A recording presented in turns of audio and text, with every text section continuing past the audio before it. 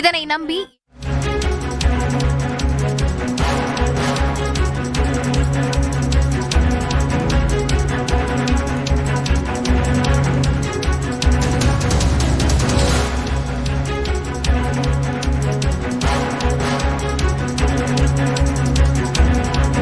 அண்மை செய்தியை பார்த்து வருகிறோம். பாமகவிலிருந்து ஜி.கே. மணி நீக்கப்படுவதாக அன்புமணி அறிக்கை வெளியிட்டிருக்கிறார். இது குறித்த விவரங்களுடன் செய்தியாளர் கோகுல் இணைந்திருக்கிறார். கோகுல், விவரங்கள். பாட்டாளி மக்கள் கட்சியிலிருந்து அந்த கட்சியுடைய கௌரவ தலைவராக இருக்கக்கூடிய ஜி.கே. மணி நீக்கப்படுவதாக தற்போது அன்புமணி அறிவித்திருக்கிறார். குறிப்பாக கட்சி விரோத நடவடிக்கையில் ஜி.கே. மணி தொடர்ந்து ஈடுபட்டு வருவதால் இது குறித்து விளக்கம் அளிக்க வேண்டும் என்று ஏற்கனவே ஜி.கே. மணிக்கு அன்புமணி தரப்பிலிருந்து ஒரு நோட்டீஸ் ஆனது அனுப்பப்பட்டது.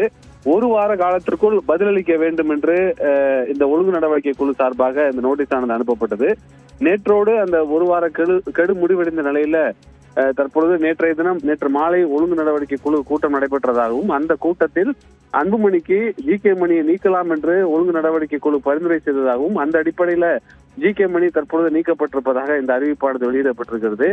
ஜி.கே. மணி தொடர்ந்து பாட்டாளி மக்கள் கட்சியில பல ஆண்டுகளாக இருந்து சட்டமன்ற உறுப்பினராக தற்போது இருந்து பணியாற்றி வரக்கூடிய ஜி.கே. மணி கௌரவ தலைவராக இருக்கக்கூடிய நிலையில கட்சியிலிருந்து நீக்கப்பட்டிருப்பது ஒரு முக்கியத்துவம் வாய்ந்ததாக பார்க்கப்படுகிறது.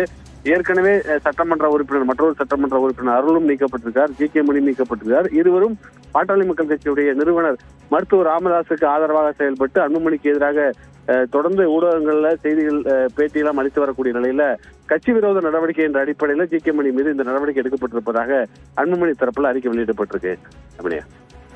கோகுல், இதற்கு முன்னதாக கூட்டணி குறித்து பேசுவதாக இருந்தால் நீதிமன்ற அவமதிப்பு வழக்கு தொடரப்படும் என அன்புமணி தரப்பு எச்சரிக்கப்பட்டிருந்த நிலையில தற்போது ஜி.கே. மணியும் நீக்கப்பட்டிருக்கிறார். கட்சியின் செயல்பாடுகள் அடுத்த கட்டம் எதை நோக்கி போக போகிறது என எதிர்பார்க்கப்படுது? நிச்சயமா இரு தரப்பா பாமக தொடர்ந்து செயல்பட்டு வர்றாங்க. மருத்துவர் ராமதாஸ் ஒரு தரப்பாகவும் அன்புமணி இன்னும் மற்றொரு தரப்பாகவும் செயல்பட்டு வர்றாங்க. வரும் 29ஆம் தேதி சேலத்துல மருத்துவர் ராமதாஸ் ஒரு பொதுக்குழு கூட்டம் கூட்டியிருக்கார்.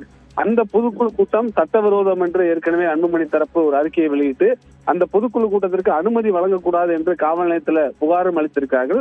இந்த நிலையில் ஜி.கே. மணியும் தொடர்ந்து பாமகவுடைய நிறுவனர் மருத்துவர் ராமதாஸ் தான் அந்த கட்சியுடைய தலைவர், எங்கள் பக்கம்தான் கட்சி உள்ளது என்று தொடர்ந்து செய்தியாளர் தெரிவித்து வரக்கூடிய நிலையில இருதரப்பாக இருக்கக்கூடிய பாமகவில் 2 சட்டமன்ற உறுப்பினர்களை அன்புமணி நீக்கியிருக்கிறார். ஏற்கனவே அன்புமணியை நீக்கி மருத்துவர் ராமதாஸ் நடவடிக்கை எடுக்கப்பட்டிருக்கக்கூடிய நிலையில தொடர்ந்து சட்டமன்ற தேர்தல் வரக்கூடிய நிலையில இருவரும் ஒரு சுமூகமான ஒரு சூழல் நிலவுவதற்கு முன்பாகவே தற்போது ஜி.கே. மணி நீக்கப்பட்டிருப்பது வாய்ப்பாகவே பார்க்கப்படுகிறது.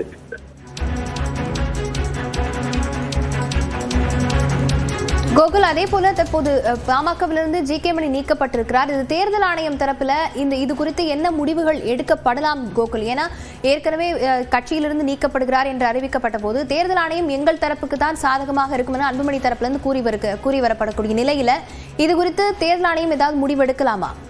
நிச்சயமா தேர்தல் ஆணையத்தை பொறுத்தளவு பாமக ஏற்கனவே அங்கீகரிக்கப்பட்ட கட்சி அந்தஸ்தை இழந்திருக்கிறது. அங்கீகரிக்கப்பட்ட கட்சியிலிருந்து தற்பொழுது பதிவு செய்யப்பட்ட கட்சியா இருக்கக்கூடிய பாமகவில் உட்கட்சி நிலவரத்துல தேர்தல் ஆணையம் தலையிட முடியாது என்று ஏற்கனவே தெளிவாக கூறிவிட்டார்கள்.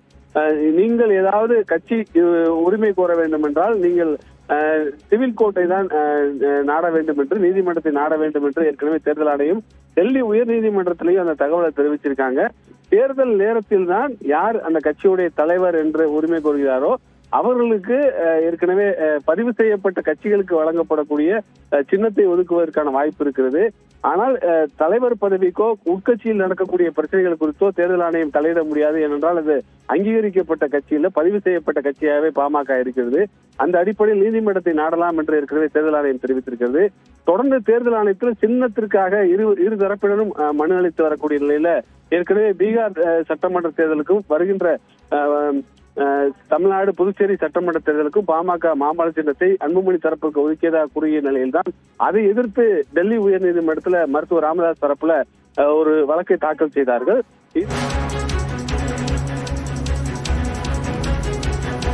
பாமகவிலிருந்து ஜி.கே. மணியை நீக்கம் செய்து அன்புமணி ராமதாஸ் அறிக்கை வெளியிட்டிருக்கிறார்.